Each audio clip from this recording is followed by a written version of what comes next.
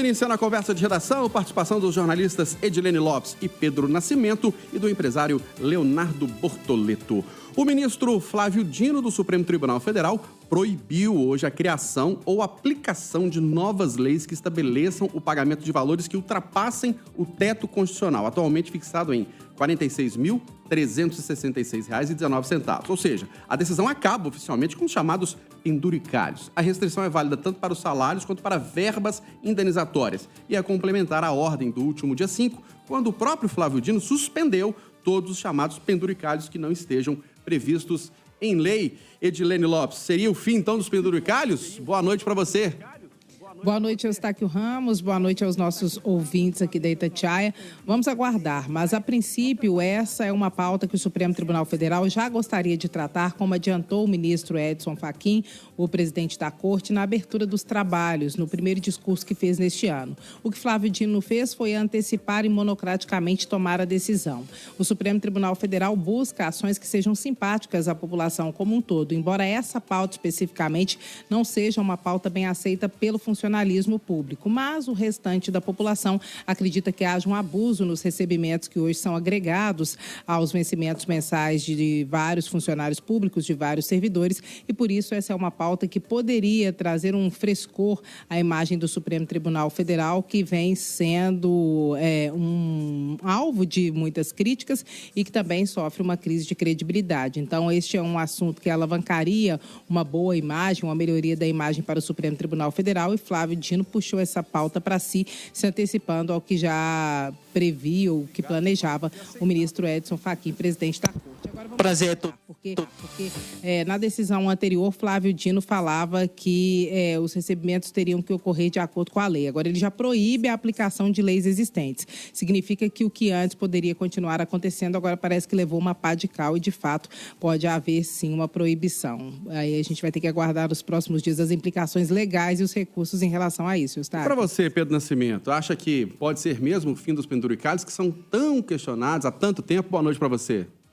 Boa noite para você. Boa noite também para você, Eustáquio, Bortoleto, Edilene, todo mundo que está acompanhando a Itatiaia. Como a Edilene bem disse, né, essa é uma pauta que o próprio STF vê como positiva, é uma questão que tem a adesão da população, mas que tem muita restrição por parte dos servidores. E a gente já vê isso no andamento desse processo. Essa decisão hoje do ministro Flávio Dino, ela é uma decisão liminar que ele concede em razão de um processo que foi feito ali por diversos órgãos como eles, por exemplo, a AMAGES, a Associação dos Magistrados, a Associação do Ministério Público, praticamente todas as associações que reúnem aí membros da Defensoria Pública, dos magistrados, né, do Judiciário, do Ministério Público como um todo, eles estiveram nessa ação. E eles são quem mais vai bater o pé por conta desses penduricalhos, porque o poder legislativo, como a gente bem disse, tem lá os seus penduricalhos e tudo mais, mas a maioria do que é aprovado precisa desse apoio do governo, do executivo, né? Ou seja, da presidência,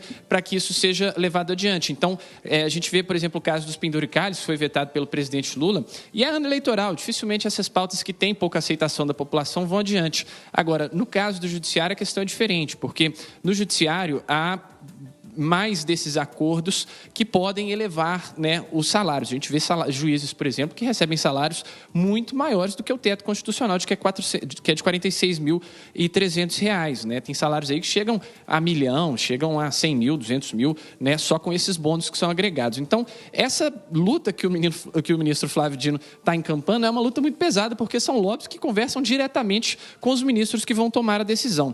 Como a Edilene bem disse, né, não dá para a gente cravar nada, né? Se for depender do apoio popular, evidentemente, esses penduricalhos nem estariam aí, mas a questão toda é que isso vai ser levado para o plenário do Supremo Tribunal Federal já no próximo dia 25. E a partir dali, a gente começa a ter uma sinalização, porque a gente está vendo a corte muito dividida neste momento, em temas que a gente vê implícitos aí, né, como... mas também há outros temas que levam a uma discussão bastante profunda ali dos ministros, como, por exemplo, o caso das emendas parlamentares e também esse caso em específico dos penduricalhos. Ainda vai dar muito o que falar, viu, Eustáquio? Ô, Leonardo Bortoleto, esses penduricalhos, salários altos dos servidores, isso tudo impacta mesmo na economia brasileira ou outros gastos, por exemplo? Muita gente questiona os valores bilionários de programas sociais como Bolsa Família. Boa noite para você. Boa noite, Eustáquio, aos amigos aqui do Conversa de Redação e todos os ouvintes da Itatiaia. Quero começar dizendo que é impressionante a gente ver esses números e a gente lembrar que muitos dos que criticam a concentração de renda no Brasil são eles os beneficiários da concentração de recursos do erário público para poder pagar os seus salários. Ou seja, 1%, apenas 1% de todos os servidores públicos desse país concentram esses super salários. Isso sim é um super salário pago com o meu dinheiro, com o teu dinheiro.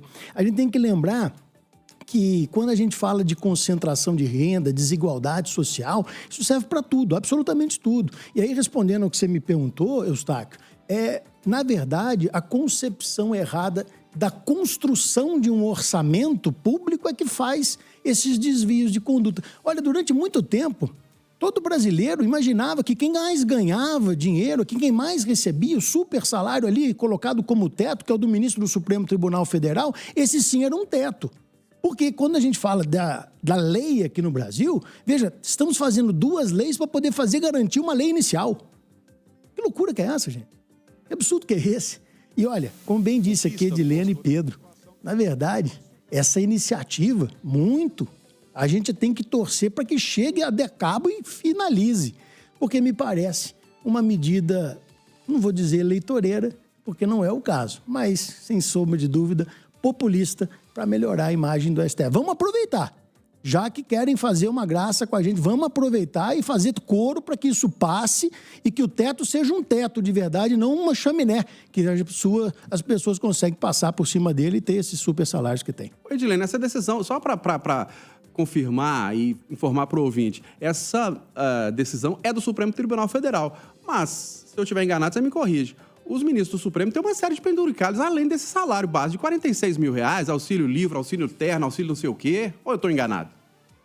Não, Eustáquio, você não está enganado. E há uma outra discussão, eu tenho conversado bastante, inclusive com pessoas do próprio Supremo Tribunal Federal, há um repasse mensal, um valor fixo feito do Executivo para o Judiciário. E é dentro desse valor que é repassado, não pode ser devolvido e tem que ser usado, que são pagos os chamados excessos ou penduricalhos. Então, enquanto esse valor continuar sendo repassado nessa mesma medida e o Judiciário não puder devolver, ele vai ser pago em adicionais para juízes, como penduricalhos, por exemplo. Não há como discutir teto salarial para servidores públicos no Brasil se não discutir o 12º, que é esse repasse fixo. Então, ou seja, pode ser que, de fato, essa medida não atinja o judiciário brasileiro, Eustáquio Ramos. Tá certo. Leonardo Bortoleto, eu vou emendar com você o próximo tema, já que você é empresário. Olha só, em meio às discussões sobre o fim da jornada 6x1 aqui no Brasil, será que o nosso país pode copiar o que a Argentina está propondo de mudanças nas relações trabalhistas?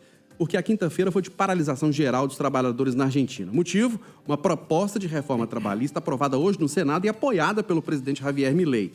Prevê, entre outros pontos, a facilitação de demissões e possibilidade de aumento da jornada de 8 para 12 horas diárias. Além disso, mudanças na negociação coletiva com permissão para acordos diretos entre empresas e sindicatos locais, enfraquecendo as convenções nacionais. O que precisa para a gente fomentar? O Brasil está com uma taxa de desemprego a menor dos últimos anos, menor da história. Mas o que é preciso para fortalecer as empresas, para elas gerarem mais empregos, diminuir ainda mais o desemprego? A última vez que eu comentei aqui, Eustáquio, sobre como que se calcula a taxa de desemprego, foi motivo de polêmica para tudo quanto é lado. Um monte de gente apoiando o que eu falei, um monte de gente discutindo e me criticando por conta do que eu falei. Mas essa taxa de desemprego, da forma como ela é calculada, ela não apresenta à população o que a gente, no nosso subliminar, imagina como desempregado. Ponto final, não vou voltar nesse assunto. Porém, quando eu vejo aqui do lado, tentando fazer uma flexibilização da relação entre o empregador e o empregado, eu começo a pensar o seguinte: o que imagina o governo brasileiro, ou não discutir a contento a proposta do governo brasileiro de imaginar o fim da jornada 6x1 e estabelecer outra. Quero lembrar, antes de começar a crítica, que eu tenho na minha empresa a jornada é 4x3, trabalha 4, descansa 3. Então, eu estou adotando isso e adoto isso há anos, não é moda, mas a minha empresa e o formato com o qual eu trabalho permite que a produtividade dos meus colaboradores seja a mesma trabalhando 4 ou 5 dias. Mas isso não serve para todo mundo. É por isso que um modelo onde se pode negociar entre as partes é o melhor modelo. Porque do que se está se fazendo, na hora que a população entender que as pessoas sendo obrigadas a trabalhar menos vão fazer que as contratações e as medidas para poder suprir a necessidade de mercado aumentem o custo das empresas, esse custo vai ser repassado para o consumidor final. E eu não posso proibir alguém de trabalhar. Se eu proíbo alguém de trabalhar, eu proíbo a prosperidade na vida dessa pessoa. Aquele que quer trabalhar será proibido de trabalhar se nós fixarmos um teto padrão de jornada, de horário, para todos os tipos de serviço do Brasil. E o que está acontecendo aqui do lado é justamente o oposto. É uma tratativa de que seja muito mais liberal o trato entre o empregador e o empregado, e a qualificação vai poder dizer, uns podem trabalhar meia jornada, outros podem trabalhar uma jornada inteira, outros uma jornada estendida, como, na verdade, sempre foi. Ou seja, discutir escala 6x1, sem discutir setor por setor, é uma balela, uma conversa fiada e mais uma medida eleitoreira. Ô Pedro Nascimento, a última reforma trabalhista que a gente teve foi no governo Michel Temer, ainda em 2016. Para você, precisamos mudar mais ainda as relações de trabalho aqui no país? Bom, Eustáquio, eu vou numa pegada um pouquinho diferente, porque eu estava dando uma lida a respeito dessas propostas que estão sendo feitas pelo presidente Javier Milei na Argentina e, em muito, se assemelha com a proposta que foi feita aqui no Brasil em 2017 e que foi aprovada, né, que foi a nossa reforma trabalhista. Entre elas, por exemplo, a jornada de 12 horas de trabalho, você tem mais flexibilidade nessa questão da tratativa de salário, de jornada, enfim. É bem parecido com o que houve aqui no Brasil em 2017. A diferença é que a gente está em 2026 e a gente vê essa experiência aqui no Brasil, né? Ano que vem a gente completa 10 anos dessa reforma trabalhista e, de fato, né, os dados, como o Bortoleto apontou, indicam que o desemprego está baixo, né? Apesar de serem dados aí que não pegam essa parcela da população que não quer estudar, não quer trabalhar, enfim, é só quem realmente, de fato, está procurando emprego que está desempregado. E mostra que a discussão está bem mais difícil do que a gente tinha em 2017. Em 2017, a gente tinha grande parte das empresas, os veículos de mídia, enfim, os grandes empresários apoiando essa reforma trabalhista, e aqui a gente teve uma reação considerada moderada, mas que não foi suficiente para segurar essa reforma. Hoje o Brasil colhe os frutos para o bem ou para o mal dessa reforma trabalhista, aí não sou eu que vou avaliar. Mas o fato é que a Argentina está tentando fazer isso que o Brasil fez lá atrás, só que numa situação muito mais dramática, né? Porque a situação econômica da Argentina sempre foi dramática e parece que vai continuar sendo, e com essa reação forte da população, que pode ter um efeito muito grande. A gente está vendo as imagens desses protestos que estão acontecendo na Argentina, greve geral não é qualquer coisa não, viu, gente? É metrô que não sai, ônibus que não funciona, hoje teve avião que não partiu do Brasil, foi para a Argentina e vice-versa. Então, assim, tem um impacto grande na população e, certamente, se a população está se sentindo prejudicada, é porque as empresas devem estar se sentindo muito beneficiadas com essa reforma trabalhista. E, enfim, tem que ser uma relação de ganha-ganha, né? Oi, Edilene, você viu alguma movimentação aí em Brasília, nos bastidores, de alguma mudança nas relações de trabalho, além da possível redução ou mudança da jornada 6x1? Se tiver qualquer uma que prejudique o trabalhador, com certeza isso será alvo de muita polêmica, Eustáquio, porque esse é um ano eleitoral. E, nesse sentido, o presidente Lula fez uma jogada calculada, jogando a pauta do fim da escala 6x1 justamente para esse ano. É muito difícil para a oposição se colocar contrária a essa proposta ou, pelo menos, se negar a discutir. Tanto é que, na reunião do Colégio de Líderes, que colocou em pauta o andamento da PEC do fim da escala 6x1, que já foi encaminhada pelo presidente da Câmara, CCJ, todos os líderes concordaram com o debate, que qualquer um que levante a voz e diga não vamos debater algo que a princípio pode melhorar a situação do trabalhador, ele vai perder votos. Então esse é um ano em que essa matéria é muito sensível. Discutir ou flexibilizar direito dos trabalhadores em um ano eleitoral é uma discussão muito complexa. O que deve acontecer aqui na Câmara dos Deputados, pelo que eu tenho conversado com os líderes e com os autores dessas propostas? O que deve acontecer é um encaminhamento de fato para aprovação da escala 5x2, o que pode acontecer inclusive de imediato, e gradativamente se reduzir um ano por uma hora por ano, por exemplo, para chegar em 2030 com 40 horas e não 44, e algo nesse sentido. E quais serão os dias de folga, quais serão os trabalhados, a ser combinado entre o empregador e o trabalhador, ou seja, haverá um espaço para negociação dentro dessas definições, mas querem estabelecer que haja 2 dias de folga. O que pode haver também, Eustáquio Ramos, é, por exemplo, estabelecer a meta por produtividade. Por exemplo, se a meta fosse por produtividade, eu tranquilamente escolheria isso. Eu poderia trabalhar um dia da semana e folgar 6, trabalhar 2 e folgar 5, porque trabalho igual um monstro e eu sou assim, isso é da minha personalidade. Então, para mim, seria, por exemplo, algo benéfico, para você seria benéfico, para vários de nós seria benéfico. Então, isso é algo que pode surgir no futuro próximo no Brasil, quando esse debate está sendo colocado na mesa, sabe? Bom, o Pedro Nascimento, começou a ser discutido na Câmara dos Deputados um projeto de lei que prevê mudanças na cobrança de pedágio em rodovias privatizadas de todo o país. A proposta prevê, entre outras medidas, que o não pagamento no sistema Free Flow, por exemplo, não seja equiparado à evasão de pedágio, quando o motorista não paga o pedágio, ficando proibida a aplicação automática de multas. O Free Flow, ou o pedágio livre, o pedágio de livre passagem é um sistema de cobrança automática que substitui as praças de pedágio físicas e cancela. O motorista passa direto ali. Tem pórticos com sensores e câmeras que identificam o veículo, permitindo o pagamento posterior do pedágio e agilizando o tráfego. A autora do projeto, que é a deputada mineira Duda Salabert, destaca que o motorista passa na estrada, não vê nada, não sabe que tem o Free Flow ali e recebe uma multa em casa. E que isso não está certo. E uma outra parte desse projeto diz que no caso das pessoas que precisam passar por pedágios para sair ou chegar em casa, mora ali perto do pedágio, vai trabalhar, paga o pedágio e volta, o projeto torna obrigatória a concessão de gratuidade parcial ou total ou de desconto para quem necessita realizar esses descontos, esses deslocamentos frequentes. Eustáquio, essa é uma proposta, como você disse, da deputada do Salabert, ainda vai ter ali o início de uma discussão, mas eu lembro, em 2023, quando houve uma reunião aqui no Ministério dos Transportes, o ministro Renan Filho, né, já estava à frente do Ministério, estava ali participando, e aí eles falavam sobre justamente essa implementação do sistema Free Flow, que a partir de 2023, 2024, 2025, enfim, já foi tendo mais adesão aí nas estradas.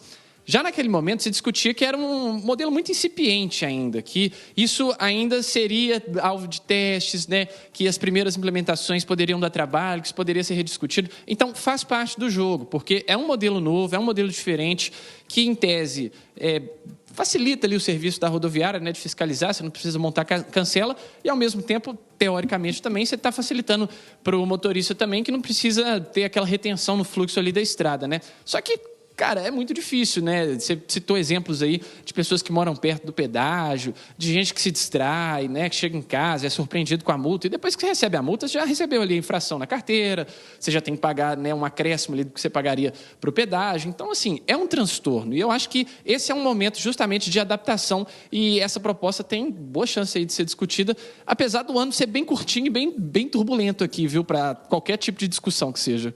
Ô, Bortoleto, além da polêmica sobre a cobrança de pedágio que existe há anos, né? Porque muitas pessoas falam, não, é bitributação, eu já pago imposto, já pago isso, pago aquilo, ainda vou andar na estrada, ainda pago pedágio. Tem essa polêmica e agora essa questão do free flow, o motorista passa ali sem saber que sem cancela e depois recebe a multa. Não sei se tem aspas, mas eu vou fazer aqui, ó. Destaca que o motorista passa na estrada, não vê nada e depois recebe uma multa em casa. Tem que prestar atenção. Tem que dirigir prestando atenção. Não é possível que nós estamos discutindo um negócio desse. Não é possível. Eu estou discutindo se a pessoa lê placa ou se não lê placa. Sério? É sério um projeto como esse? Não pode ser sério. Desculpa, não pode ser sério. Porque Free Flow tem 30 dias para poder pagar o que você recebe na sua casa. Em não pagando em 30 dias, ou seja, você passou por uma área pedagiada. Que se você usa o Waze, te avisa. Se você mora perto, mais ainda. Então, vou separar meu comentário em duas. Primeiro, a justificativa de que vê, não passa, não enxerga e depois recebe, desculpa, tem que prestar atenção, porque senão você vai tomar outra multa que é de excesso de velocidade, porque você não vai ver a placa de excesso de velocidade. Então, vamos tirar isso aqui da conversa. Vamos entrar o outro. Desconto de usuário frequente. É um termo que é utilizado em várias concessões, inclusive aqui em Minas, da EPR, Via Mineira. Desconto de usuário frequente é justamente para aquele que usa frequentemente o pedágio não ser penalizado com isso. E dentro dos traçados determinados pela área de cobrança, já se tem a preocupação quando se faz uma concessão daquela rodovia em fazer de modo que aquele que faz o trânsito como tipo um anel rodoviário, com um trecho de extensão rodoviária, mas que ainda faz parte do trânsito da cidade, não seja penalizado por isso. Então, acho que a iniciativa é muito interessante se já não tivesse solução. Sinceramente, vejo isso como mais do mesmo, mais um projeto. Aliás, eu vou ter que falar isso aqui 2026 inteiro, pelo visto. Mais um projeto para jogar para a galera, para poder criar um problema que não tem. Rapidamente, concorda, Edilene?